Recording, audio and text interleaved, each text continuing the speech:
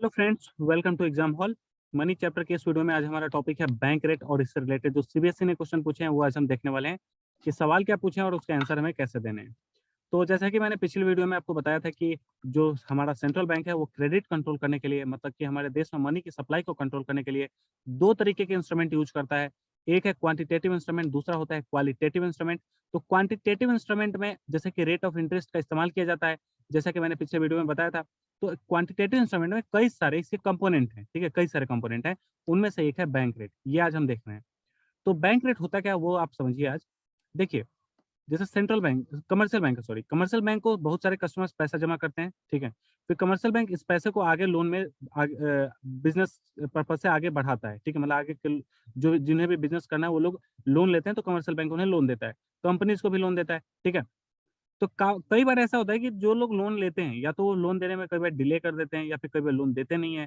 कई बार कंपनी जो है वो बंद हो जाती हैं, ठीक है। तो ऐसे में कमर्शियल बैंक का जो पैसा है, जो रिजर्व है, वो डूब जाता है, ठीक है, वो खत्म हो जाता है। लेकिन कमर्शियल बैंक की तो जिम्मेवारी है कि जिन लोगों ने पैसा बैंक में जमा किया था उनको पैसा लौटाना भी है। तो ऐसे सिचुएशन में जब कमर्शियल बैंक के पास इनका जो रिजर्व है वो खत्म हो जाए, ठीक है, plus in the condition of short of reserve, या फिर कभी कमर्शियल बैंक को मान लीजिए कहीं इन्वेस्टमेंट करना है किसी कंपनी में, तो ऐसे सिचुएशन में कमर्शियल बैंक जो है वो आरबीआई से लोन लेती है, ठीक है। तो आरबीआई जिस रेट पर कमर्शियल बैंक को लोन देती है, वही रेट जो है वो बैंक रेट कहलाता है, ठीक है। तो मतलब इसमें आप डेफिनेशन क्या लिखेंगे कि the rate at which commercial bank can borrow money from RBI. कब लेती है loan? When they run short of reserve, जब इनके पास पैसे की कमी हो जाती है, ठीक है। इस टर्म दैट बैंक रेट। और ये लोन कितने दिनों के लिए कम से कम होना चाहिए? ये लोन होना चाहिए 90 डेज के लिए, कम से कम 90 दिनों के लिए। अब आपके दिमाग में ये चल रहा होगा कि 90 डेज से कम का होगा तो क्या होगा। वो आगे की वीडियो में हम समझेंगे कि 90 डेज से अगर कम होता है तो उसमें क्या कंडीशंस होती हैं। तो देखिए, अगर बैंक रेट तो चलिए हम समझ गए कि आरबीआई जो है जिस रेट पर पैसा देगी कमर्शियल बैंक को वो हो गया बैंक रेट। लेकिन बैंक रेट से क्रेडिट कंट्रोल कैसे होता है? जैसे आप ये समझिए कि जो बैंक रेट है हमारा, आरबीआई क्या करती है, अगर मान लीजिए बैंक रेट को आरबीआई ने बढ़ा दिया, अब बढ़े हुए रेट पर कोई भी आदमी पैसा लेना चाहेगा क्या? नहीं लेना चाहेगा। वैसे ही कमर्शियल बैंक है, कमर्शियल बैंक डिस्करेज हो जाती है पैसा लेने से। अब जब कमर्शियल बैंक का मान लीजिए डिस्करेज हो गई, पैसा यहाँ से लाएगी नहीं, लेकिन जो भी पैसा कमर्शियल बैंक अगर ला भी रही है तो उसका हाई इंटरेस्ट रेट, वो हाई इंटरेस्ट रेट पे ला रही है। तो ये जो ऑफर करेगी अपने कस्टमर्स को, वो भी हाई रेट ऑफ इंटरेस्ट पर ऑफर करेगी। मतलब अब हाई रेट ऑफ इंटरेस्ट पर जो कस्टमर है उनको लोन लेना पड़ेगा, तो ये लोग भी डिस्करेज हो जाएंगे। तो ऐसे में क्या होगा कि मार्केट में जो है पैसा वो कम जाएगा, ठीक है। मतलब मनी हो जाएगी कंट्रोल, मनी मार्केट में कम पहुँचेगी, ठीक है।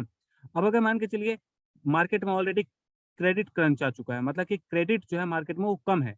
तो ऐसे सिचुएशन में आरबीआई क्या करती है, बैंक रेट को घटा देती है। बैंक रेट को घटा देगी तो कमर्शियल बैंक को लोन लेना सस्ता हो जाएगा, तो कमर्शियल बैंक बहुत सारे लोन उठा सकती है।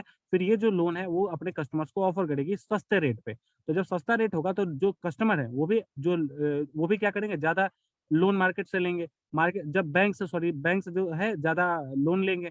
जब ये ज़्यादा लोन लेंगे तो ये इन्वेस्टमेंट भी ज़्यादा करेंगे। इन्वेस्टमेंट ज़्यादा करेंगे तो एम्प्लॉयमेंट वगैरह बढ़ेगा और इससे मार्केट में पैसा आना शुरू हो जाएगा।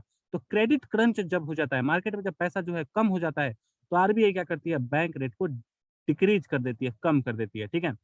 तो इस तरीके से जो है जो क्रेडिट का फ्लो है, मनी का जो फ्लो है, जो आरबीआई है हमारे देश की, वो कंट्रोल करती है।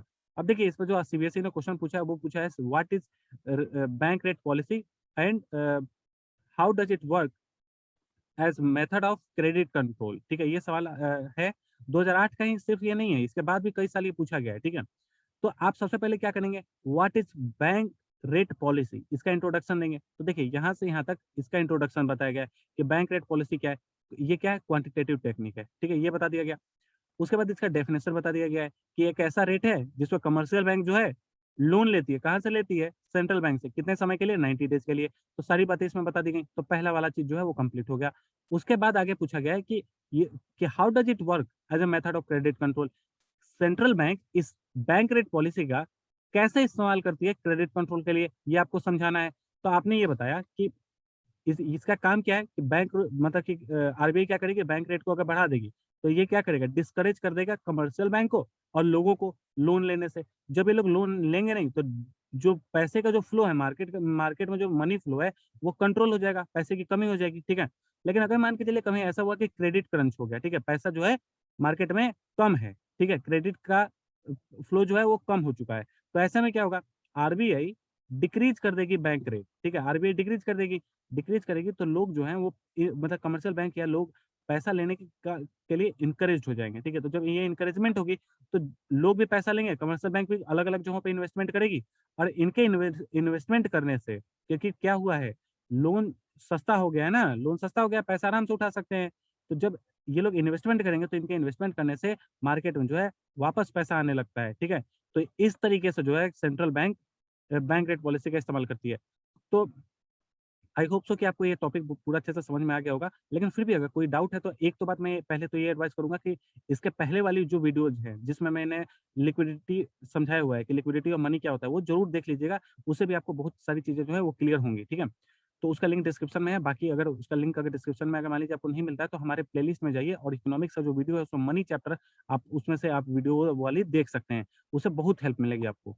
अब देखिए इस वीडियो में तो बस इतना ही है और इम्पोर्टेंट क्वेश्चन आप अगर प्रैक्टिस करना चाहते हैं तो इन 2 क्वेश्चन का आंसर आप लिख सकते हैं और आप हमें भेज सकते हैं। हमें भेजने के लिए आपको कुछ नहीं करना है। आपको इस ईमेल आईडी पर केवल मेल कर देना है exam.hall.2021@gmail.com इस पे आप हमें मेल कर सकते हैं। अगर आप इस क्लास का पीडीएफ डाउनलोड करना चाहते हैं, तो हमारा जो ये जो टेलीग्राम है, उस पे हमारा एग्ज़ाम हॉल, ये हमारे चैनल चैनल का पेज है और ये आप लोगो देख रहे हैं, इसी लोगो को देख कर के आपको चैनल जॉइन करना है। वहाँ से जिस सब्जेक्ट आप चाहें, जिस क्लास का चाहें, उसका पीडीएफ आराम से फ्री ऑफ कॉस्ट डाउनलोड कर सकते हैं। अगर आप टेस्ट सीरीज़ जॉइन करना चाहते हैं, वो बिल्कुल फ्री ऑफ कॉस्ट है, वो आप ज वहाँ पे जॉइन कर सकते हैं। अब ये जो अपॉर्च्युनिटी है, मतलब 10th क्लास के बोर्ड्स के एग्ज़ाम की तैयारी घर पे बैठे करते रहने की और फ्री ऑफ कॉस्ट टेस्ट देने की, ठीक है? और बिल्कुल ऑथेंटिक तरीके से पेपर को चेक कराने की, ठीक है? सारी एडवाइस आपको मिलेगी, सारा इंस्ट्रक्शन आपको दिया जाएगा फ्री ऑफ कॉस्ट। तो आप अपने दोस्तों को भी इसमें ऐड कर सकते हैं, उन्हें भी ये बेनिफिट मिले, ठीक है? और अगर आपके छोटे भाई-बहन हैं जो 10th क्लास में हैं, उनके लिए भी ये अपॉर्च्युनिटी है कि वो यहाँ पर math, science, social science, English, Hindi सारी की क्लासेस ले सकते हैं। जो भी टॉपिक आप पढ़ना चाहते हैं, चाहे वो आपका बीएसटी हो, चाहे आपका पॉलिटिकल साइंस हो या फिर आपके पास कोई भी सब्जेक्ट हो, आप हमें कमेंट कीजिए, हम उसके सब्जेक्ट एक्सपर्ट से कॉन्टैक्ट में हैं और बहुत सारे सब्जेक्ट एक्सपर्ट हमसे भी कॉन्टैक्ट में अभी हैं और जितना जल्दी हो सकेगा आपके लिए उस टॉपिक के जो है वीडियोज़ अवेलेबल करा दिए जाएँगे। अगर हमसे आप ट्विटर पे जुड़ना चाहते हैं तो ये हमारा आईडी है, इंस्टाग्राम की हमारी ये आईडी है और स्कूल का कोई आपका असाइनमेंट है जो आप हमसे शेयर करना चाहते हैं तो आप हमें इस ईमेल एड्रेस पर exam.hall.2021@gmail.com पे हमें भेज सकते हैं। तो जितना जल्दी हो सकेगा हम आपके जो भी क्वेरीज़ हैं उसको रिज़ॉल्व करने का कोशिश करेंगे। फिर मिलते हैं अगले वीडियो में। Thank you.